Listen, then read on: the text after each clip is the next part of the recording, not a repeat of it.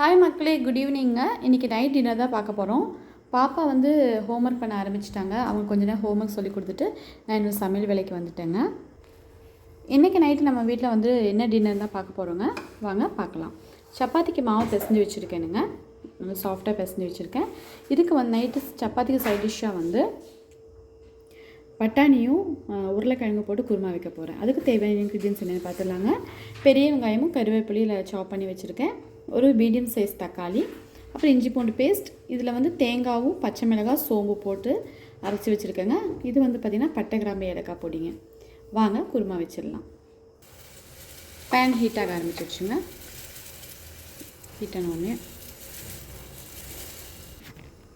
Pan நல்லா heat ஆகிடுச்சுங்க. கடுகு சீரகம் போட்டுக்கிறேன்.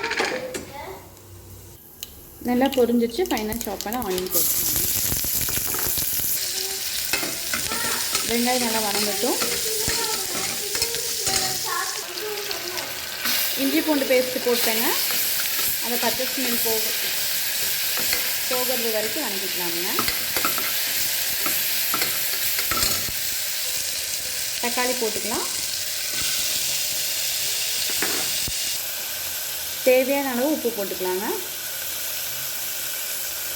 இதுக்கு தேவையான கரம் மசாலா ஸ்பைசஸ் போட்டுக்கலாங்க.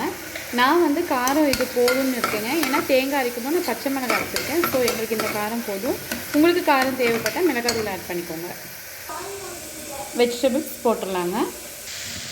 காய் நல்லா வணங்குதுங்க. நான் கொஞ்சமாக மஞ்சள் தூள் ஆட் பண்ணியிருக்கேன்.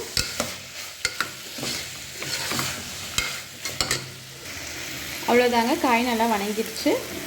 இந்த தேங்காய் பேஸ்ட் ஊற்றிடலாங்க.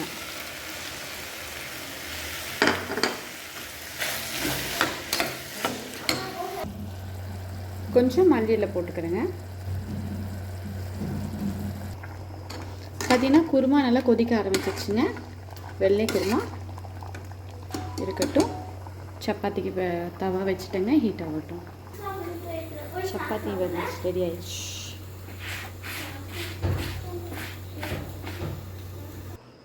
சப்பாத்தி ரெடி ஆயிடுச்சுக்க மக்களே. பாருங்கள், குருமா பட்டாணி உருளைக்கிழங்கு போட்ட குருமா நல்லா கெட்டியாக இருக்குது. ரொம்ப டேஸ்ட்டாக இருக்குது. பார்க்கலாம்.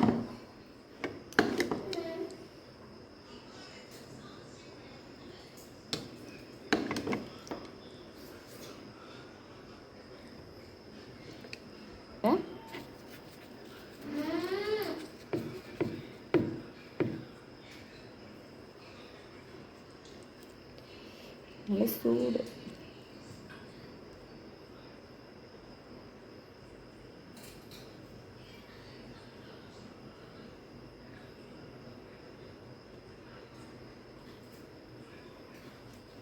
கொஞ்சம் இருக்கும்.